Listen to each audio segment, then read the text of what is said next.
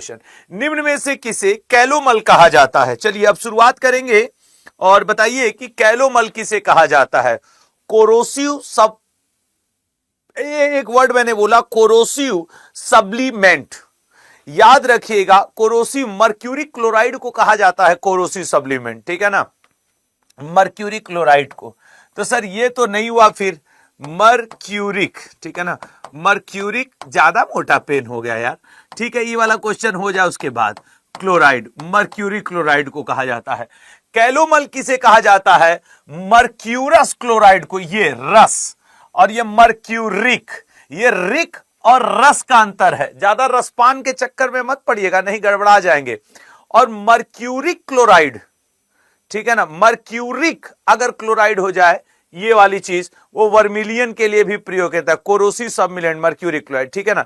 चलिए अगले क्वेश्चन पे जाएंगे, तो इसका राइट आंसर ए है, ए है। अगले पे आएंगे विद्युत विभव। आज भाई जो लोग लेट जुड़ रहे हो जान लो, आज साइंस स्पेशल सेशन है, ये आपको आंसर बताना है विद्युत विभव का, या फिर आप जिसे कहते हो कि potential, electric potential, electric potential का एसआई यूनिट क्या होता है। आज आपको 30 क्वेश्चन मिलेंगे जो मोस्ट रिपीटेड हैं, ये बार बार रिपीट करके ही एसएससी रेलवे पूछता है, तो एक बार हम लोग भी इसका, जैसे कुलाम, कुलाम तो सर विद्युत आवेश का या इलेक्ट्रिक चार्ज का होता है, ठीक है ना, इसको तो आप सर इलेक्ट्रिक चार्ज या फिर विद्युत आवेश का चार्ज कुलाम होता है सर। ओम की बात करेंगे तो सर ये तो रेजिस्टेंस या फिर प्रतिरोध, ठीक है ना, इलेक्ट्रिक रेजिस्टेंस या फिर विद्युत प्रतिरोध का होता है सर ओम। एम्पियर की बात करेंगे तो सिंपल इलेक्ट्रिक करंट, आपके इलेक्ट्रिक करंट का, ठीक है ना, इलेक्ट्रिक करंट का होता है सर वॉट, ठीक है ना, वोल्ट। विद्युत विभव का मात्रक क्या होता है? वोल्ट होता है। नेक्स्ट क्वेश्चन, अगला देखिएगा क्या है, विद्युत चालकता का मात्रक क्या है? विद्युत चालकता, ठीक है, जो इलेक्ट्रिक कंडक्टेंस होता है, चालकता जो होता है उसका मात्रक क्या है? जैसे ओम मीटर, ये जो ओम मीटर है, ये तो ये जो ओम मीटर है ये किसका होता है सर? विशिष्ट प्रतिरोध का, ठीक है ना, स्पेसिफिक रेजिस्टेंस, विशिष्ट प्रतिरोध। अब ये बात याद रखना, अगर ये 30 क्वेश्चन आपके तैयार हैं तो ये मान लेना कि ये रिपीटेड हैं, ये हूबहू आपके पेपर में आ जाएंगे। Mho, yes, mho is the right answer विद्युत चालकता के लिए। और अगर आप इसकी बात कर लें कि विशिष्ट चालकता, जैसे एक होता है ना विशिष्ट प्रतिरोध, उसी तरीके से एक होता है विशिष्ट स्पेसिफिक, ठीक है ना, विशिष्ट चालक, स्पेसिफिक कंडक्टिविटी। तो स्पेसिफिक कंडक्टिविटी का क्या होता है? आपके महो मीटर होता है। और वाट, पावर का सर, इलेक्ट्रिक पावर, ठीक है ना, विद्युत पावर का क्या होता है सर? विद्युत पावर, उसका क्या होता है सर? वाट होता है। तो आज के पूरे सेशन में आप सिर्फ इसी तरीके के क्वेश्चंस देखते रहोगे, साइंस के क्वेश्चंस जो कि अक्सर पेपर में दोहरा दिए गए हैं। अगले पे आएंगे, निम्न में से कौन हाइड्रोजन का समस्थानिक नहीं है? एक्चुअली होता क्या है कि हम लोग हिस्ट्री, पॉलिटी, जियोग्राफी, मंदिर, मेला, नृत्य, महोत्सव, खेल, संस्कृति, इनके क्वेश्चन पढ़ के खूब चले जाते हैं। साइंस को कहीं ना कहीं हम लोग 3 तूफान में छोड़ देते हैं तो गड़बड़ा जाता है। निम्न में से कौन हाइड्रोजन का समस्थानिक नहीं है? प्रोटियम, प्रोटीरियम, deuterium, tritium, 1H1, 1H2, 1H3, sir ये सब के सब हैं। ये जो प्रोटियम है इसको हम लोग 1H1, ड्यूटेरियम क्या है सर? 1H2, और ये क्या है सर? 1H3। इसका मतलब ये जितने हैं सब के सब, 1H1 प्रोटेरियम का है, 1H2 और सब हाइड्रोजन के ही हैं। इसका मतलब ऑल ऑफ द एबव, सभी हाइड्रोजन के समस्थानिक हैं, सभी हाइड्रोजन के समस्थानिक है। तो डी ऑप्शन इसका करेक्ट हो गया कि भैया नहीं सब समस्थानिक है। अगले पे आइएगा, चेहरा पर कुल कितनी हड्डी होती है? देखो ये वाला एक क्वेश्चन बड़ा फिक्स रहता है कि आपसे वो पूछ ही देगा, या तो हड्डियों के नाम पूछ देता है या फिर आपसे ऐसे कहता है, जैसे अगर आप देखो इसमें से क्या कि दोनों हाथ और पांव मिलाकर हड्डियों की संख्या कितनी होती है? तो आप कह दोगे सर 118, दोनों हाथ पांव मिलाकर। सर सिर्फ अगर खोपड़ी की बात कर दी जाए, खोपड़ी की, तो कितनी होती है सर? 29 होती है सर।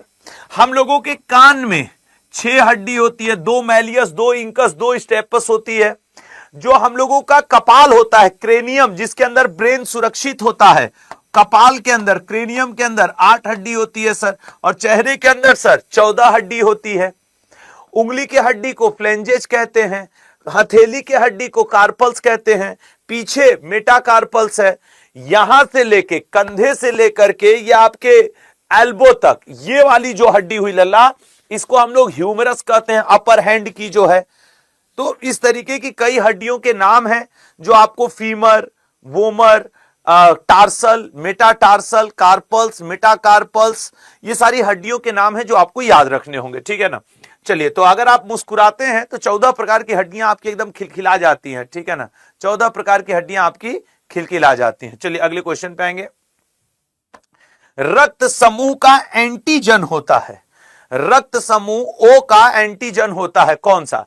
केवल ए, केवल बी, ए एवं बी दोनों, इनमें से कोई नहीं। ओ का एंटीजन ए और बी दोनों होता है, ठीक है ना, लेकिन कौन सा?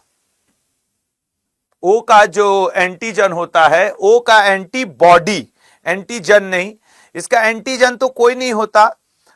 याद रखिएगा, इसका एंटीबॉडी अगर यहां पे पूछा होता, एंटीबॉडी, एंटीबॉडी, तो वो ए और बी ये दोनों होता है, लेकिन क्वेश्चन में पूछा है एंटीजन, एंटीजन कोई नहीं होता इसका, ठीक है ना, एंटीजन इसका कोई नहीं होता। एंटीबॉडी ए और बी दोनों होते हैं, एंटीजन और एंटीबॉडी में डिफरेंस समझना पड़ेगा।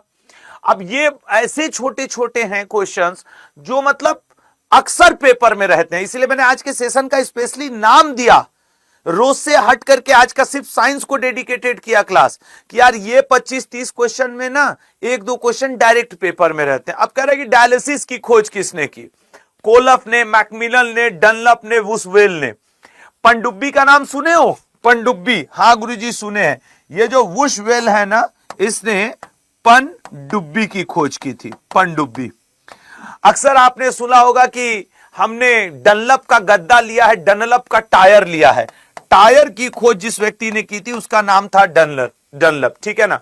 उसके अलावा आप साइकिल चलाते हैं, साइकिल की खोज, साइकिल की खोज की थी मैकमिलन ने, और कोल्फ ने की थी डायलिसिस की खोज, कोल्फ ने की थी डायलिसिस की खोज। नेक्स्ट क्वेश्चन पे आएंगे और अगला क्वेश्चन देखेंगे। ये अगला क्या है?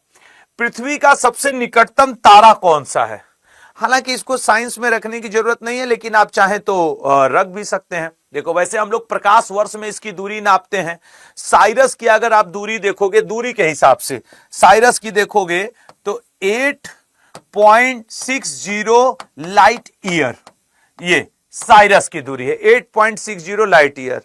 4.35 अगर आप अल्फा सेंटारी की देखोगे तो 4.35 लाइट ईयर, ठीक है ना, लाइट ईयर इतनी। मतलब गुरुजी इन दो में अगर हम लोग देखें तो ये है।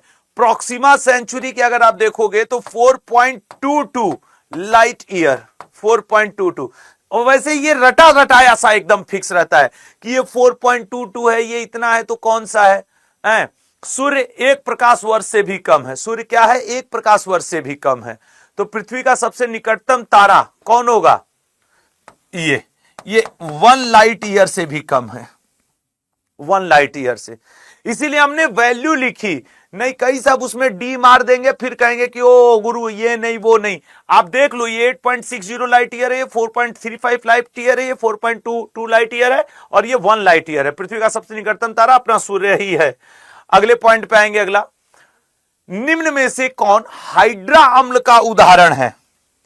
आज के सेशन की ये वैल्यू है कि आप आज के सेशन के 25 क्वेश्चन और उसके 4 एक्सप्लेनेशन, मतलब करीब 100 एमसीक्यू है रहेंगे भाई। हर क्वेश्चन में 4 ऑप्शन, चारों ऑप्शन को मैं एक्सप्लेन कर दे रहा हूं, आप उससे रिलेटेड इंफॉर्मेशन। तो 25 गुणे 4, 100 क्वेश्चन। ये वो 100 क्वेश्चन हुए साइंस के जो आपके पेपर में हूबहू दोहराए जाते हैं। मैं इनको बड़ा छांट छांट के लाया हूं आज। तो निम्न में से कौन सा हाइड्रा अम्ल का उदाहरण नहीं है? सोच समझ के बताइएगा। वहां रख दो भैया। आजकल वो इलेक्ट्रॉल पानी पी पी के पढ़ाना पड़ रहा है, समझ रहे हो, कि इलेक्ट्रॉल घोल लो, पानी कर लो, तब ससुरा बीमारी बड़ी गंदी चीज है। आप लोग इसका आंसर करिएगा, क्या रहेगा? ऑक्सी अम्ल, हाइड्रो अम्ल। देखो, कुछ अम्ल ऐसे होते हैं जिनमें, ऐसे समझना, जिनको हम लोग ऑक्सी अम्ल कहते हैं। ऑक्सी, ठीक है ना, ऑक्सी अम्ल। ये वो अम्ल होते हैं लल्ला जिनमें हाइड्रोजन और ऑक्सीजन ये दोनों जिसमें होता है वो ऑक्सी अम्ल है। बाकी जिनमें सिर्फ और सिर्फ हाइड्रोजन होता है उन्हें हम हाइड्रा अम्ल कहते हैं, उन्हें हम हाइड्रा अम्ल। अब आपको यह देखना पड़ेगा कि इनमें से वो कौन से अम्ल हैं जिनमें हाइड्रोजन और ऑक्सीजन, अब पूछ कौन सा रहा है कि हाइड्रा अम्ल, मतलब सिर्फ और सिर्फ उसमें हाइड्रोजन है, ठीक है ना। अब इनका अगर आप देखो फास्फोरिक अम्ल, फास्फोरिक अम्ल का फॉर्मूला जानते हो H3PO4, तो क्या ये हाइड्रा अम्ल है? नहीं सर, हाइड्रोजन भी है ऑक्सीजन भी है, इसका मतलब हुआ कि ये आपके ऑक्सी अम्ल का उदाहरण हो गया। अब आप देखो नाइट्रिक अम्ल, नाइट्रिक अम्ल का फॉर्मूला क्या होता है HNO3, हाइड्रोजन भी है ऑक्सीजन भी है, इसका मतलब सर ये भी एग्जाम्पल हो गया आपके ऑक्सी अम्ल का। हाइड्रोक्लोरिक अम्ल, गुरुजी अगर आप हाइड्रोक्लोरिक अम्ल मतलब सर HCl, क्या इसमें हाइड्रोजन है? नहीं है, इसका मतलब सर ये राइट आंसर होगा, ये राइट आंसर होगा, सही कह रहे हैं कि नहीं। जबकि नाइट्रस अम्ल का अगर आप देखोगे तो HNO2 होता है। देखो कुल मिला जुलाकर अगर आप कॉन्सेप्ट जानते हो कि हाइड्रा अम्ल किसे कहते हैं, ऑक्सी अम्ल किसे कहते हैं, तो चाहे एमटीएस हो, सीजीएल हो, सीएचएसएल हो, एनटीपीसी, ग्रुप डी कोई भी हो, आप एक नंबर मार के आ जाओगे। अब जितने लोग इस समय पढ़ रहे हो, चाहे मुझे जब भी आप सुन रहे हो, क्लियर है ना कि हाइड्रा अम्ल वो अम्ल होते हैं जिनमें सिर्फ हाइड्रोजन होता है, ऑक्सीजन नहीं, और आपके ऑक्सी अम्ल वो होते हैं जिनमें हाइड्रोजन और ऑक्सीजन दोनों होता है। तो अब आपको अगर केमिकल फार्मूला याद रहा तो एक नंबर आपको मिल जाना है, ठीक है ना। चलिए अगले क्वेश्चन पे जाएंगे, तो सर इसका राइट आंसर क्या हो जाएगा? हाइड्रोक्लोरिक अम्ल। कॉन्सेप्ट क्लियर हो गया लल्ला। अगला क्वेश्चन, निम्न में से कौन मिट्टी के तेल में रखा जाता है? ये मैं कोई भी एक खुआ के लिख रहा है, कलर्स करके लिख रहा है कि ये रिकॉर्डेड क्लास चल रही है, इसको ब्लॉक कर दो यार, नालायक कहीं का। एक तो ससुर बीमारी में पढ़ावा, ऊपर से रिकॉर्डेड क्लास चल रही है, बहुत पाप पड़ेगा तुमको, आधा जुखाम हमारा तुमको भी होगा, हम बता रहे हैं, समझ रहे हो ना। ये जो हम पढ़ा रहे हैं, तुम आके यहाँ पाप फैला रहे हो, दुर्गंध। जाओ बाथरूम करके आओ पहले तुम एक बार। निम्न में से कौन मिट्टी के तेल में रखा जाता है? Caesium, chlorine, fluorine. क्या देखो, न्यूनतम आयनन विभव वाला तत्व होता है सीजियम, ये जरूर याद रखना। न्यूनतम आयनन विभव वाला तत्व, विभव वाला तत्व कौन होता है गुरु? सीजियम होता है। अच्छा, एक फैक्ट हो गया। अगर हम लोग क्लोरीन की बात करें, सर्वाधिक इलेक्ट्रॉन प्राप्त करने की जो क्षमता होती है इसी के पास होती है। इसका वो क्या कहते हैं, परमाणु क्रमांक कितना होता है? 17 Cl, इसका सिंबॉलिक फॉर्म होता है, और परमाणु क्रमांक 17 होता है। तो सर सीजियम और क्लोरीन तो नहीं, सोडियम जो होता है सर वो मिट्टी के तेल में रखा जाता है। पानी उनी में इसे रख दोगे, आग पकड़ ले। कोई नहाते धोते रहे, ले जाकर उस पर सोडियम अगर ठीक से छिड़क दिए ना तो आग पकड़ लेगा। सबसे ज्यादा इलेक्ट्रोनिगेटिव मतलब विद्युत ऋणात्मक, अगर बात करें कि सबसे ज्यादा विद्युत ऋणात्मक तत्व कौन सा होता है सर्वाधिक, यहां मैक्स लगा दो, तो वो आपके होता है फ्लोरीन। सबसे ज्यादा आपके सर्वाधिक इलेक्ट्रॉनिक जो क्या कहते हैं प्राप्ति वाला तत्व तो क्लोरीन होता है, ठीक है। तो इसका राइट आंसर कौन सा हो गया सर? सोडियम। अगला, निम्न में से किसे सुगर ऑफ लीड कहते हैं? बेसिक लेड कार्बोनेट को, लेड एसोटेर को, ट्राइप्लॉम्बिक टेट्राऑक्साइड को, लेड ऑक्साइड को। क्वेश्चन में टफ पड़ रहा है ना, लेकिन मजेदार बात एक ही है कि अगर आप इसको रट लिए तो ये वो 30 को 11वां पे हूं, 25 या 25 क्वेश्चन है ये जो हूबहू दोहराया जाता है, ठीक है ना, जो हूबहू दोहराया जाता है। आज वो दिन आ गए कि ससुरा इलेक्ट्रॉल पानी एक एक घूट पी पी करके आदमी को पढ़ाना पड़ रहा है। निम्न में से देखो, चलो बारी बारी से कर ले। एक बार एमटीएस 2023 के पेपर में पूछा था कि व्हाइट लेड किसे कहते हैं।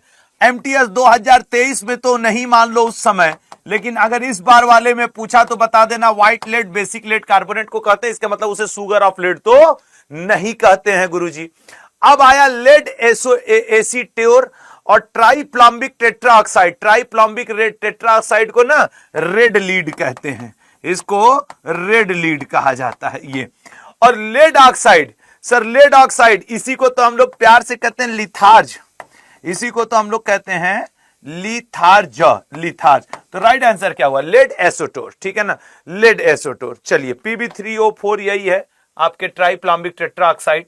2 चुटकी सिंदूर की कीमत तुम क्या जानो रमेश बाबू। रमेश बाबू हमारे पापा सुन ले तो पटक के मारे हमको के बस सारे यहां से। वाराणस का साधारण नाम है वाराणस, कॉमन नेम ऑफ वाराणस इज। अच्छा वाराणसी लिखा होता तो हम कह देते काशी, लेकिन ये तो साइंस है। मोह, कोबरा, अजगर या फिर करैत, बताओ भैया। अच्छा ये मोह नहीं, ये पहले इसको मैं सही कर दूं ऑप्शन को, ये गो है। गो समझते हो ना, इतने बड़े बड़े सब लिजार्ड की तरह छिपकली की तरह होते हैं, गौवा में घूमते टहलते खेतवा उतवा में रहते, इतने मोटे मोटे होते हैं यार, छिपकली की तरह सब होते हैं, वो गोह की बात कर रहा हूं। अब तुम्हारे यहां इसको क्या कहा जाता है आई डोंट नो। अच्छा कोबरा को तो गुरु नाजा कहा जाता है, NAZA, नाजा, ठीक है ना, वैसे जे। पाइथन, अजगर को गुरु तो हम लोग पाइथन कह लेते हैं, तो ये तो वहां लिखा ही है, तो फिर क्या बात। करैत चाचा को हम लोग बंगे रस कहते हैं, करैत को साइंस की भाषा में बंगे रस कहा जाता है। ऐसे मैंने नहीं कहा है कि आज के जो क्वेश्चंस हैं वो। और वाराणस को गोह कहा जाता है, वाराणस को गोह कहा जाता है, ठीक है। चलिए अगले पॉइंट पे आते हैं, वो उसका नाम है और क्या है। निम्न में से किसे हरा कशिश के रूप में जानते हैं? बड़ी कशिश है आपकी बातों में सर। नहीं हमारी बात में क्या कशिश रहेगा। हमको एक लोग ये वाला डिब्बा गिफ्ट किए थे पानी उनी पीने के लिए, कि सर आप जब क्लास में इस पे ढक्कन ओक्कन लगा है, क्लास में जाते हो तो इससे पी लिया करो। तो हमारे टेबल पे हमेशा रखा रहता है। तो एक आध दिन अतुल सर कहे कि अब हम इससे पानी पिया करेंगे। हम कह लो तुम वो शौक पूरा कर लो। तो एक दिन अतुल सर पिए, फिर उनका भी शौक खत्म हो गया। हम कहे बस हो गया, ये सब शौकिया चीज होता है, बढ़िया गिलास लोटा में पानी पीना चाहिए। अब आज यही काम आया अपना खोटा सिक्का। जब हमको इलेक्ट्रॉल पीना हुआ तो हमको फिर अपना यहाँ कौन गिलास लोटा बल्टी लिए हम बैठे हैं, इसमें यहाँ छेद होता है, ऐसे ऐसे डिब्बा बंद हो जाता है, स्टाइल मार के पीना रहता है ना, इसीलिए सब भौकाल है। लड़कों के लिए नहीं बना है ये सब, लड़कियां खरीद के रखें बढ़िया रहेगा। भाई क्या है भाई, निम्न में से किसे हरा कशिश के रूप में जानते हैं? आइए बताओ भैया, हरा कशिश के रूप में से किसे जानते हैं? सोच समझ के बताइए। सर ZnSO4 इंटू 7H2O, मतलब सफेद कशिश। ओके ZnSO4 आपने क्या बोला सर? ZnSO4 इंटू 7H2O मतलब जिंक सल्फाइड, मतलब सफेद कशिश। गुरु हरा की तो ये बात ही नहीं हुई, ठीक है, नहीं हुई तो नहीं हुई। हाँ ये अच्छा, ferrous sulphate, ferrous sulphate FeSO4 into 7H2O। गुरु क्या ये होगा? FeSO4 into 7H2O। अब पता नहीं भैया। Copper sulphate CuSO4 into 5H2O, CuSO4 into 5H2O। इनमें से कोई नहीं। अब बताओ कौन सा सही है, कौन सा सही है? सर फेरस सल्फेट, ये FeSO4 into 7H2O, that is known as the green कशिश या फिर विट्रियोल या फिर हरा कशिश, ठीक है ना। चलिए अगले क्वेश्चन पे जाते हैं और देखते हैं अगला क्वेश्चन क्या है। अच्छा जिन लोग को आज थोड़ा भारी सेशन लग रहा हो तो मैं ये बता दूं, आने वाले कुछ दिन मैं ऐसे सब्जेक्ट स्पेसिफिक लेके आऊंगा। जैसे आज मैं साइंस का लेके आया, फिर मैं एक दिन पॉलिटी के 25-30 important most important repeated question, फिर एक दिन जियोग्राफी, फिर एक दिन हिस्ट्री, एक दिन स्टैटिक जीके, ताकि मैं 6-7 दिनों में वो। अच्छा ऐसे क्वेश्चंस की संख्या बहुत ज्यादा नहीं होती है जो बहुत रिपीटेड होते हैं। ऐसे 25 से 30 40 आपको मिलेंगे। तो आने वाले 5-6 दिनों में मैं सब्जेक्ट स्पेसिफिक करके मोस्ट रिपीटेड क्वेश्चंस को आपको करवा दूंगा। तो इधर के 5-6 दिन की वीडियो का कहीं ना कहीं से अपना प्लेलिस्ट जुगाड़ करके रखना। अगर आपको कभी भी मन में आवे कि वो वाले क्वेश्चन एक बार पढ़ ले जो अक्सर दोहरा देता है हूबहू ऑप्शन, तो उठा, इसमें मेरा कोई वो नहीं है, ये है आपके एसएससी रेलवे का, एकदम हूबहू ऑप्शन के साथ दोहराता है। तो क्या पता 25 क्वेश्चन में 1-2 लही जाए, अपना काम हो जाए। निम्न में से कौन वायु दाब का मात्रक नहीं है? चलिए सर, वायु दाब का मात्रक बार, गुरु ही तो है।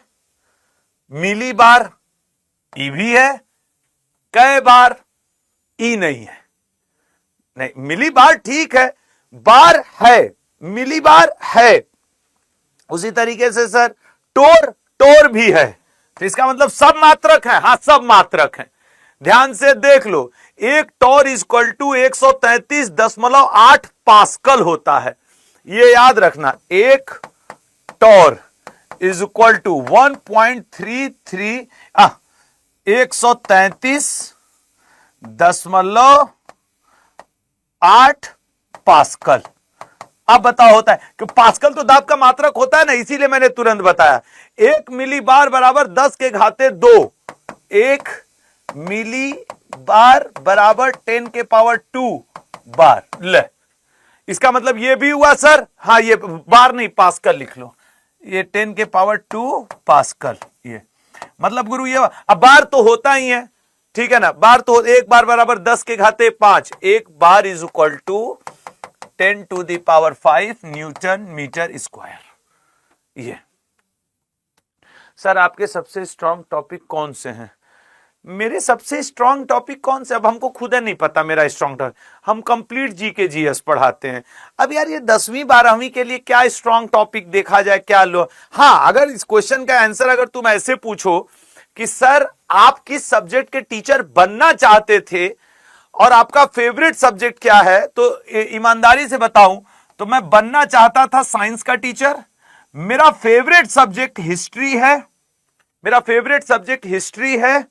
और वर्तमान में जिसमें मुझे मजा आ रहा है दैट इज करेंट अफेयर। मतलब गुरु बहुत दल बदलू है यार आप। अब है तो है, जो है वो है, इसमें क्या शर्म है। ठीक है, साइंस इसलिए यार कि मैं खुद ही बीटेक एमटेक हूं, तो अब जिसका बैकग्राउंड बीटेक एमटेक है वो तो रहेगा ही ना इसमें। अगले पे आइए तो डी ऑप्शन। लाइसोसोम की खोज किसने की थी? लाइसोसोम की खोज किसने की थी? सर लाइसोसोम की छोड़िए, राइबोसोम की पूछिए। काहे? अरे ऑप्शन है, उसी के पापा का नाम है ना, राइबोसोम। राइबोसोम के पापा पैलाडे, ठीक है ना। डी डुबे साहब जो थे यही लाइसोसोम की खोज किए थे। अल्टमैन, अल्टैन नहीं होगा, थोड़ा सा गड़बड़ा गया है, अल्टमैन लिख लो, अल्टमैन, ठीक है ना।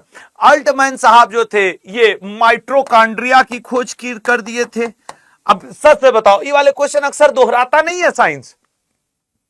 माइट्रोकांड्रिया की खोज कैमिलो गाल्जी, इसने खोज किया था गोल्जी काय का या गोल्जी बॉडी का। किसकी खोज की थी? गोल्जी काय का। गोल्जी काय को ट्रैफिक कंट्रोलर ऑफ सेल या कोशिका का यातायात प्रबंधक भी कहा जाता है। क्या कहा जाता है? कोशिका का यातायात प्रबंधक, ठीक है ना। कोशिका का यातायात प्रबंधक, ट्रैफिक कंट्रोलर ऑफ सेल, यातायात प्रबंधक कहा जाता है गाल्जी काय को। ठीक है बेटा। अब वो पावर हाउस ऑफ सेल। अच्छा, आप में से कोई बता सकता है who gave the cell theory? Cell theory किस वैज्ञानिक ने दिया था? अब जैसे हम अगर मैं ये बोलूं कि सेल की खोज वो कार्क में 1665 में रॉबर्ट हुक ने की थी, ये आपको पता है, but who gave the cell theory? कोशिका सिद्धांत किसने दिया था? ठीक है ना। तो कोशिका सिद्धांत किसने दिया था सर? कोशिका सिद्धांत दिया था स्लाइडेन और स्वान। ये दो वैज्ञानिक थे, ये दोनों मिलकर के कोशिका सिद्धांत दिए थे। ठीक है मेरे भाई। चलो अगले क्वेश्चन पे आएंगे और देखेंगे अगला क्वेश्चन। प्रकाश संश्लेषण की क्रिया फिल इन दी ब्लैंक सर्वाधिक होती है, पीले रंग में, नीले रंग में, लाल रंग में, या फिर लाल और नीला रंग में प्रकाश संश्लेषण की। देखो प्रकाश संश्लेषण का जो ऐसे क्वेश्चन ऐसे और रहता है कि जो फोटोसिंथेसिस होता है वो कितने डिग्री सेंटीग्रेड पर सबसे ज्यादा होता है, कितने डिग्री सेंटीग्रेड पर। तो यह बात ऐसे याद रखना कि जनरली जो पौधे होते हैं वो 37 डिग्री सेंटीग्रेड जो प्रकाश संश्लेषण की दर होती है वो आपके 0 से लेके 37 डिग्री सेंटीग्रेड तक ये मैक्सिमम रहती है। उसके बाद प्रकाश संश्लेषण घर रहते हैं, ज्यादा धूप हो तो पेड़वा मर नहीं जाते हैं। उसी तरीके से अगर आप देखोगे तो जो चाहे आप देख लो लाल रंग और चाहे आप देख लो नीला, मतलब डी ऑप्शन, इन दोनों में प्रकाश संश्लेषण सबसे ज्यादा होता है। ये एक बहुत बड़ा वजह है, बहुत सारे जो हम लोग के फ्लावर होते हैं वो देखो एकदम लाल वाले एकदम मजेदार अलग छटकते रहते हैं। गुलाब गुलाब को उठा करके देख लो। सर हमने वरदान हाँ उसके बारे में बात करेंगे, अभी ये सब पढ़ाई लिखाई की बात करो। निम्न में से किसे इंटेस्टाइन ऑफ अर्थ कहा जाता है? जैसे हिस्ट्री में आपके एक हैं वो का उनका नाम है शाहजहां, उनको कहा जाता है कि भैया आप किसानों के मित्र हैं, ठीक है ना। इसी तरह ये जो एफ्रोडाइट है इसको समुद्र का चूहा कहा जाता है। अब देख लो ऐसे 4-5। मैं आज क्या कह रहा हूं, आज का सेशन भले 25 क्वेश्चन का है लेकिन हर क्वेश्चन में आपको 4 इंफॉर्मेशन है, तो 25 गुणे 4 100, ये वो 100 रिपीटेड साइंस के क्वेश्चन हैं जो हर बार अक्सर हूबहू आपके पेपर में आता है, ठीक है ना। तो समुद्री चूहा किसे कहते हैं सर? समुद्री चूहा, साइंस में समुद्री चूहा कहा जाता है एफ्रोडाइट को।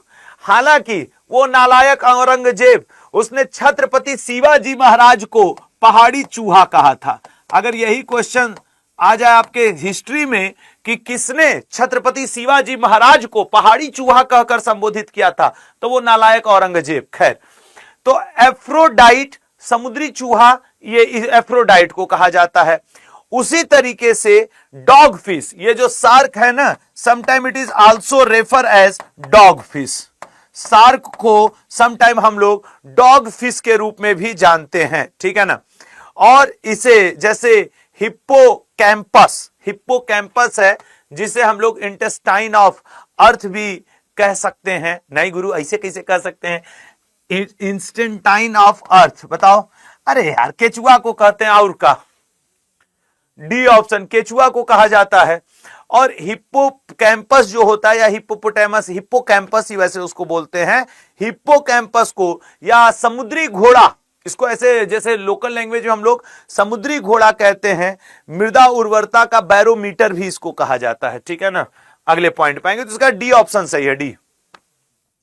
निम्न में से कौन सा कवक जनित पौधों का रोग है? मतलब जैसे इंसानों में आपके पैथोजेंस की वजह से रोग होते हैं। सर पैथोजन का होता है हाई जो बैक्टीरिया, फंगस, प्रोटोजोआ, ये सब जो होते हैं ना, वायरस, इन चारों से होने वाले रोगों को पैथोजेंस कहा जाता है। कभी कभी डॉक्टर के पास जाओगे ना, कहें पैथोजेनिक है, अरे तो पैथो तो सब हैं, बैक्टीरिया, फंगस, प्रोटोजोआ सब पैथो ही हैं। आप ये बताइए ना कि बैक्टीरिया से है कि वायरस से है कि प्रोटोजोआ से है कि फंगस से है। खैर, उसी तरीके से पौधों में भी बहुत सारी बीमारी फंगस की वजह से होती है, तो कोई बैक्टीरिया की वजह से, तो कोई वायरस की वजह से होती है। जैसे कि गेहूं का किट्टू रोग, अपना किट्टू भाई को जो रोग हुआ वो होता है फंगल डिजीज, ठीक है ना, वो होता है फंगल डिजीज। अब ये जो है गेहूं का टुंडू रोग, ये बैक्टीरिया की वजह से होता है, बैक्टीरिया, ये गेहूं में बैक्टीरिया की वजह से होता है। तंबाकू का मोज़ेक रोग, ये वायरस की वजह से होता है। वायरस का मतलब गुरु विषाणु, ठीक है ना, विषाणु जनित रोग है। तो हो गया, ए ऑप्शन इसका सही है। गेहूं का किट्टू रोग आपके फंगल डिजीज है। अच्छा, कोई व्यक्ति गंजा हो रहा है, मान लो बाल्डनेस, बलवा उड़ गया उसका, अब ये फंगल है कि बैक्टीरियल है कि वायरल है? गुरु ये फंगल है किसी व्यक्ति का। अच्छा, लड़कियों के बाल, वैसे तो लड़कों के भी यही प्रॉब्लम होती है लेकिन लड़की अपना बलवा सब ऐसे पकड़ लेंगे, इसे घुमा फिरा के, अब फिर कहेंगे हमारे बाल 2 मुहे बाल हो गए हैं। उनके एक के बलवा में 2 बाल हो जाता है। वो जान रही होंगी, जो हमको समझ रही हैं, वो समझ पा रही कि गुरुजी आप ठीक से समझाए इस बात नहीं। वो सब अपना बलवा इसे पकड़ेंगी, चोटी वोटी इसे पकड़ के इसे उठा के देखेंगी 2 ठो बाल इसमें हो गया है। तो क्या करना है, तो लेके कैंची मार के कटवा देंगे, फिर 700 रुपया सैलून वाला इनसे लूट लेता है। और जबकि ये बात बता दें, इनको कोई रोग वोग नहीं है। ये विटामिन ए, डी, ई, के, ये 4 विटामिन जब ज्यादा होने लगता है, जब खा पी के एकदम मोटाई रहती हैं, तब इनका बलवा दुमुहा होता है। लड़कों का बाल दुमुहा होगा ही नहीं। सिलेंडर लेके दौड़ेंगे, धनिया मिर्ची खरीदने दौड़ेंगे, उनका बाल दुमुहा होगा। तुम बैठी रहोगी, ये नहीं कि जाके एक बोरा आटा गेहूं पिसवा लाएं, वो सिलेंडर उलेंडर चाप दें, उधर ही भर दें एकदम सिलेंडर। तो ये दिक्कत है। तो अगर हम लोगों की बहनों का, हमारे मामा उमा की लड़की अगर हमसे बोल देती हैं कि भैया हमारा बाल दुमुहा हो गया, हमके घर में बैठ के दिन भर चाप रही हो, होगा नहीं। अब जाओ थोड़ा खेत पे मेहनत वहनत करो, गोबर ओबर थोड़ा फेंको, पढ़ाई लिखाई करो, थोड़ा कसरत वसरत करो, योग वोग करो। तो ये होता है। अच्छा, तुम लोग को अपना दुख, अरे मेरी बहन का बेचारी का बाल दुमुहा हो गया, खा के बैठी है, विटामिन ज्यादा है, समझे, और कुछ बात नहीं है। चलो अगला क्वेश्चन पे आ जाओ। निम्न में से कौन कार्बोलिक अम्ल माना जाता है? कार्बोलिक अम्ल बताओ भैया, निम्न में से कौन? एक होता है मीरबेन का तेल, ये जो नाइट्रोबेंजीन है। उत्तर प्रदेश एसआई का जो पिछली बार वाला पेपर आया था, उसमें यह पूछा था मीरबेन का तेल किसे कहते हैं। तो आधा लोग का तेल निकल गया कि इतना कठिन पूछोगे, है कठिन पूछ रहा है, ये बार बार दोहराता है। पूछ देगा कि ये क्या है, कार्बोलिक अम्ल माना जाता है, फिनाल को माना जाता है। मीथेन को हम लोग मार्स गैस मानते हैं। मीथेन को मानते क्या है, मानते क्या है? अब देखो, जो हम लोग की घरों में, आप लोग गांव देहात में गाय होती है, या जो धान का खेत होता है, धान का खेत है, या फिर कोई जो सड़ा गला जो कूड़ा उड़ा होता है, मान लो वहां से नाली वाली वगैरह जो होता है, इन हर जगह से गाय का जुगाली करना, जो गाय दिन भर बैठ के अपना मुंह चलाती रहती हैं, उनके गाय के जुगाली करने से, धान के खेत से, सड़ा गला चीजों से, गोबर से, सबसे क्या निकलता है सर? मीथेन गैस निकलता है। सबसे क्या निकलता है सर? नानी माँ भी देख रही हैं आज मेरा साथ आपका क्लास, नानी माँ को प्रणाम कहिएगा श्वेता जी, और चरण स्पर्श भी हमारी तरफ से बोल दीजिएगा। तो देखो, जो हम लोग की गाय वगैरह होती है, नहीं दिन भर मुंह चलाती रहती हैं, तो जो वो मुंह चलाती हैं उसी को जुगाली करना कहा जाता है, और उनके जुगाली करने से मीथेन गैस निकलती है। अच्छा, जितने लोग इसमें हो, कितने लोग ऐसे हो जिनके गांव में गोबर गैस उनके नानी दादाजी के घर पे रहा है? गोबर गैस, गोबर गैस। हम तो जब छोटे थे उसमें मीथेन गैस प्रोड्यूस होती है, गोबर गैस। उसमें हम देखते थे कि दादा, जैसे 2-4 हम लोग के यहाँ गाय भैंस थी, अब तो 2 रह गई, दादाजी का चूंकि कुछ वर्ष पूर्व देहांत हो गया, तो दादा 2-4 बल्टी गोबर ले जाके गोबर गैस वाले में पलट देते थे। अब फिर उसमें पानी वानी डाल के मार पैर से उसको ऐसे ऐसे ऐसे ऐसे ऐसे ऐसे मिक्स कर देते थे गोबर को। अब फिर उसके बाद अपना बढ़िया घर में उसी पे खाना बनता रहा, गैस का पाइपलाइन लगा था, अब बढ़िया गैस ऑन करो, बढ़िया खाना बनता था। अब मुझे नहीं पता आप लोग में से कितने, लेकिन आज भी मेरे गांव पे गोबर गैस है। एलपीजी सिलेंडर स्टिल देयर है, एलपीजी, मैं ये नहीं कह रहा हूं, लेकिन आज भी गोबर गैस है। अब ये अलग का बात है कि उपयोग नहीं हो रहा, मैं जल्दी बुढ़ा हो जाऊं, थोड़ा तो अब हो ही गया हूं, थोड़ा और बुढ़ा हो जाऊं तो मैं ये सब काम करूंगा। अपने आने वाली पीढ़ी को देख लेना ना, हम सर पे गोबर रख के ले जाके फेंक के पानी वानी में इसी से मिक्स करके बोलेंगे चल एलपीजी बंद करो, बहुत महंगाई हो गया है। झूठे बैठ के गवर्नमेंट को गरियाते रहेंगे, महंगाई हो गया, महंगाई हो गया। और अपने गैया से कहेंगे कर दो गोबर, 2 बाल्टी गोबर कर दो, हम खानवा तो बन जाए घर का। तो सब जुगाड़ है। तो इसका राइट आंसर क्या है भैया? इसका राइट आंसर है आपके बी ऑप्शन। अगला, यूडोमीटर किस कार्य में प्रयोग किया जाता है? जितने लोग मुझे सुन रहे हैं आप ये जान लो, आज साइंस स्पेशल सेशन ले रहा हूं, रीजन ऐसे 25 क्वेश्चन ढूंढ के लाया हूं जो आपके पेपर में रिपीटेड होते हैं, बार बार आते हैं। और ये जब एक बार ये सेक्सटेंट वाला क्वेश्चन आया था, हम एक कोई पेपर देने गए थे, ऐसे मतलब मॉक पेपर दे रहे थे अपनी तैयारी के समय, तो हम हो ऐसा क्वेश्चन पूछ रहा है। बाद में पता चला कि यार ये तुम्हारे दिमाग का गंदगी है। ये किसी ऊंचाई को मापने वाला यंत्र होता है, सेक्सटेंट, ठीक है ना, ऊंचाई को मापने वाला ये कि यंत्र है। थर्मामीटर, ये तो टेम्परेचर के, शरीर के तापमान को मापने वाला यंत्र है।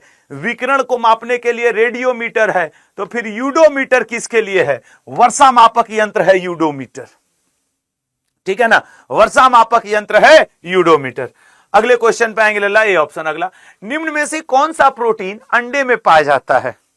यार एक बार हम अंडा खाने की कोशिश किए थे, 7वीं 8वीं में थे, और अंडा लेकर उसको फोड़ के दूध में मिला के एकदम चम्मच से एकदम पी गए थे। मोटाने का हमको शौक था, आज तक नहीं मोटा पाए।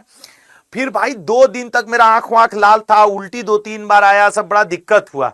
लेकिन फिर भी हमको कोई समझाया था कि अंडा दूध एक साथ पियोगे कच्चा तो तुम मोटाए के भैंस हो जाओगे। कुछ नहीं हुआ।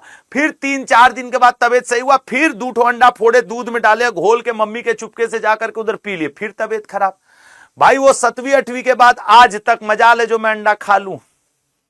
किसी किसी को पचता है, किसी को नहीं पचता, हमको नहीं पचता है। अब हम नहीं खाते, तुमको पच रहा है तुम खाओ, हम मना थोड़ी करेंगे, कुछ खाना पीना मना होना नहीं होता है। निम्न में से कौन सा प्रोटीन अंडे में पाया जाता है? बताइए भैया। निम्न में से, मक्का में तो जेन नाम का प्रोटीन बड़ा इंपॉर्टेंट होता है, ये जेन प्रोटीन। जैसे आपसे कभी कभी पूछ देता है कि ग्लाइडिन, ये बहुत इंपॉर्टेंट है, याद रखना। ग्लाइडेन प्रोटीन किसमें? कैसीन, ये कैसीन ऐसे कर लो। और प्रोलेमिन्स और ग्लोब्यूमिन, ये कौन किसमें पाया जाता है? याद रखना, ये गेहूं में पाया जाता है, ठीक है ना, ये गेहूं में पाया जाता है। कैसीन प्रोटीन तो सर दूध में पाया जाता है, कैसीन प्रोटीन। अब दुइया ऑप्शन बचा है, बता दो। ये जो प्रोलेमिन्स हैं, जब अरहर की दाल खाओगे उसमें ये प्रोटीन पाया जाता है। और जाहिर सी, अच्छा एक प्रोटीन होता है ZEIN, जेन नाम का प्रोटीन किसमें पाया जाता है? याद रखना, मक्का में। और इसका राइट आंसर क्या है सर?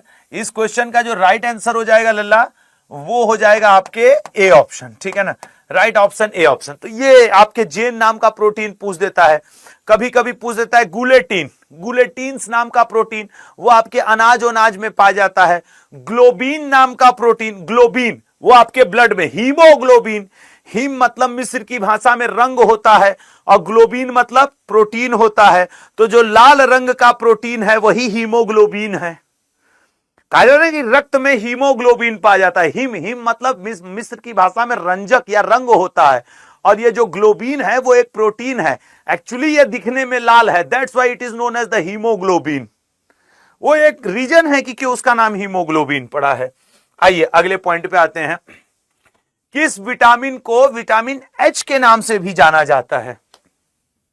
बताना मेरे भाई, वो कौन सा विटामिन है? जैसे आज मैं साइंस स्पेसिफिक क्लास ले रहा हूं, आने वाले 4-5 दिन मैं सब्जेक्ट स्पेसिफिक क्लास लूंगा, उसके बाद फिर मैं 200 क्वेश्चन वाले फॉर्मेट पे आने वाला हूं। थोड़ा सा 2 घूट बचा है, बहुत काम की चीज होती है भाई ये इलेक्ट्रॉल, इहो ससुरा महंगा आने लगा है। इलेक्ट्रॉल इतने काम की चीज होती है। अब बताओ 23 रुपया का, इसको 5 रुपया का होना चाहिए था, हर व्यक्ति इसको पी सके, 2-4-5 रुपए का। तब 4 ठो इलेक्ट्रॉल लो तो 100 रुपया लग जा रहा है। हाँ, para amino benzoic, PABA, vitamin in another vitamin, yes, इसको हम लोग शॉर्टकट में पाबा कहते हैं, पाबा। इसको विटामिन इन अनदर विटामिन भी कहा जाता है। विटामिन इन, आधा अंग्रेजी हिंदी कहां लिखे, इन another vitamin, vitamin in another vitamin कहा जाता है। बायोटीन को ही हम लोग एच के नाम से जानते हैं, ठीक है ना। अगर आपके अंदर विटामिन एच की कमी हो जाएगी तो त्वचा रोग हो जाएगा, और यही तुम्हारे अंदर कम रहता है। लड़कियों, तुम लोग का बाल झड़ता है ना, ये बायोटीन तुम्हारे अंदर कम है, बाल झड़ना यही तुम्हारे अंदर कम है। तो कई टीवी पे जो सब प्रचार उचार करते हैं, मार प्याज का रस, गुड़हल के फूल का रस, का अचार, लहसुन सब लगवा देते हैं। अच्छा, ऐसे कोई लड़की किसी का बात नहीं मानेगी, ऐसे खाली सुन ले इससे बाल काला होगा, बड़ा होगा, अचार का रस लगा दो, लहसुन का रस लगा दो, गुड़हल का रस लगा दो, कुछो बता दो। बहुत सीरियस हो गया अगर तुम मुंह बना के अगर लड़की के सामने बोल दिए मैंने सुना है कि वो कुत्ते का थोड़ा सा ऐसे करके बोल दो, क्या क्या क्या क्या कुत्ते का, क्या कुत्ते का, वो कुत्ते का जो लार चूता रहता है वो ना ऐसे लगा लोगी ना तुम्हारा बाल बहुत अच्छा आएगा। मान जाएंगी भाई, हम कसम बता रहे, सीरियस होके बोलना होगा तुमको। तो कुत्ते ऐसे किया हथवा लगा, बाल के पीछे लड़कियां इतना खर्च कर देती हैं कि भाई और बाप परेशान रहते हैं। भैया मत खर्च करो। सोचो कि अगर, अच्छा बिटिया तुम सही सी बताओ, अगर तुम्हारे 500 रुपया खर्च करने से तुम्हारा बाल झड़ना रुक जाता तब वीरेंद्र सहवाग गंजा होता। वीरेंद्र सहवाग भारतीय क्रिकेटर, वो भी फैशनेबल, वो गंजा होता। तुम खुद से सोच लो, एक एग्जाम्पल दे दिए। लेकिन नहीं, तुम लोग मानोगी नहीं। मार हाई वाला तेल, हाउ वाला तेल, खोपड़ी में तेल, कुछ नहीं होगा। एक बार अगर केपेटिस नामक फंगस लग गया, अब बाल झड़ना शुरू हुआ तो सब बेटर है, ठीक है ना। इसलिए ज्यादा तीन तूफान मत किया करो, पैसा मत खर्चा करो, बचाओ पापा का पैसा, अपना भी। और ये क्या पूछे, हाँ तो विटामिन एच के नाम से इसी को जानते हैं सर, ठीक है ना। फोलिक एसिड B9 को हम लोग कहते हैं, फोलिक एसिड, ये विटामिन B9 को हम लोग फोलिक एसिड भी के नाम से भी जानते हैं। B2 को हम लोग राइबोफ्लेविन, अच्छा B3 एक को विटामिन आता है, तुम लोग जानते हो कि B3 को हम लोग PP विटामिन भी कहते हैं। अगर कभी पूछ दे which vitamin is known as PP vitamin, then B3 known as the PP vitamin. इसी तरीके से राइबोफ्लेविन, इसको हम लोग B2 कहते हैं, याद रखना, इसको हम लोग विटामिन G के नाम से भी जानते हैं। सनसाइन विटामिन D को कहते हैं, ठीक है ना। विटामिन D को हम लोग, और विटामिन E को ब्यूटी विटामिन, जितना क्रीम मार्केट में बिकता है सबके ऊपर लिखा रहेगा विटामिन E, विटामिन E है, विटामिन E है, ऐसा ही विटामिन E है। आम का अचार इतना सस्ता होता है कि तुमको दे देगा कि जैसे चेहरे पर रगड़ लो गोरा हो जाओ, कुछ नहीं होना है, ठीक है। जो प्रभु दे दिए हैं दे दिए हैं। बढ़िया घर में सरसों का तेल है, देसी घी है, ये सब चेहरे वेहरे पे लगा के टाइट फाइट रहा करो, बढ़िया मार क्रीम रगड़े पकड़े हो। सीसा संचायक सेल का विद्युत वाहक बल कितना होता है? सीसा संचायक सेल का, देखिए सर, वोल्टीय डेनियल, इन दोनों का तो 1.08 होता है। इसका मतलब है बी ऑप्शन तो नहीं होगा सर। आप डेनियल सेल की बात कर लीजिए, डेनियल चाचा की बात करिए, या फिर वोल्टीय सेल की बात करिए, वोल्टीय, ठीक है ना, 1.08 होता है। ड्राई सेल या फिर शुष्क सेल की बात कर लीजिए गुरु, शुष्क सेल की बात कर लेंगे तो 1 बटे राइट आंसर 2.0, ठीक है ना, राइट आंसर 2.0। ये हुआ। अब इधर बीच की क्लास एक भी दिन की मत छोड़ना, मैं डेली अब थोड़ा ज्यादा इंपॉर्टेंट क्वेश्चंस लाऊंगा। इन्वर्टर क्या करता है सर? लाइट कटने में बढ़िया बिजली देता है, मोहल्ले वालों को जला देता है। कैसे मोहल्ले वाले? अब तुम्हारे घर में इन्वर्टर लगा है, बगल वाले क्या नहीं लगा है, उसकी लाइट तुम्हारे यहाँ की जल रही है तो वो अलग जल रहा है। हाँ तो इनके यहाँ बड़का इन्वर्टर लगा है तो कई घंटा चलेगा, ऐसे भी होता है ना। मान लो तुम्हारे यहाँ या बगल वाले का बड़ा इन्वर्टर लगवाए हैं, छोड़ो जाए तो हम पी लेते हैं, तुम देख लो अपना इन्वर्टर। सर हाई वोल्टेज को लो वोल्टेज में कौन कन्वर्ट करता है? सर वो तो ट्रांसफार्मर करता है, तो इसका मतलब इन्वर्टर का काम ए ऑप्शन तो नहीं है, ट्रांसफार्मर, ठीक है गुरु, ये काम हो गया। अच्छा सर, एसी को डीसी में बदलता है कौन? एसी को डीसी में, सर ये काम रेक्टिफायर करता है, तो फिर गुरु ये भी नहीं हुआ, रेक्टिफायर का काम है ये। अच्छा सर, डीसी को एसी में, यस यही काम इन्वर्टर करता है, डीसी को एसी में बदलता है, फिर मस्त करता है एसी में सो जाओ 24 डिग्री करके कंफर्टर लेके। अच्छा, गांव में जो चीज लेवा होता है, एक होता है चादर ओढ़ना, एक होता है रजाई, जानते हो ना। देखो, एक आप लोग चादर ओढ़ते हो हल्का सा, एक आप लोग ज्यादा ठंडक उंडक पड़ रहा है तो रजाई या फिर कंबल ओढ़ लेते हो, इन दोनों से तो आप लोग परिचित हो गए। एक ऐसा चादर होता है जो ना ज्यादा पतला होता है ना ज्यादा मोटा होता है। अब हम लोग के गांव देहात में तो उसको लेवा कहते हैं, लेवा टाइप का, कि थोड़ा सा मोटा होता है ना, रजाई की तरह होता है ना चादर की तरह। अब आप क्या कहते हैं ये आप कमेंट करके बताओ। इसी को आजकल शहर में कंफर्टर का नाम दिया गया है, कंफर्टर। तो अब जब जाओगे तो जितने एसी वाले रूम वाले हैं, होटल वाले हैं, अमीर बड़े लोग हैं, सब लोग कंफर्टर में सोते हैं। समझ रहे हो? कंफर्टर एक्चुअली लेवा होता है वो। हम भी एक बार गए रहे एक जाने के यहां, तो पता चला कंफर्टर मिलेगा सोने के लिए। तो जब हमको नहीं पता था तो हम सोचे थे लग रहा है कुछ अलग चीज है, कंफर्टर है, तो लेवा ला के दे दिए। मनवा में सोचे ससुर सीधे बोल दियो तो लेवा दोगे, कंफर्टर दे रहे हैं हमको। ठीक है कंफर्टर है, अब तुम लोग भी जान लो। तो यही कंफर्टर है। वो चादर और रजाई के बीच की जो कड़ी लेवा वाली होती है ना, जो थोड़ा सा मोटा कपड़ा का हो जाए, दैट इज कंफर्टर। तो हम कंफर्टर, एक तुम लोग ले लो कंफर्टर। बड़ा जुगाड़ है दुनिया में यार, मजा कम थोड़ी है।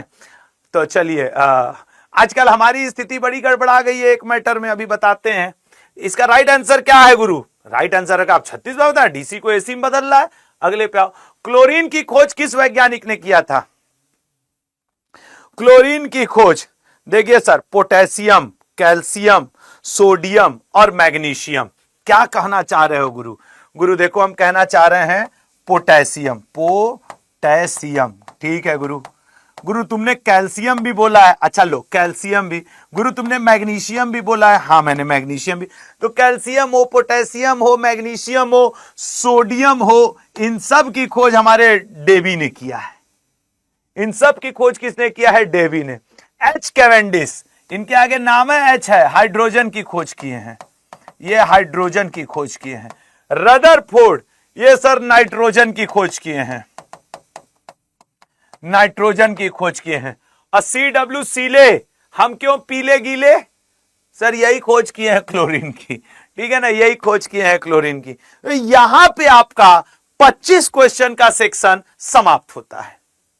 25 साइंस के टॉप 25 MCQ समाप्त हुए।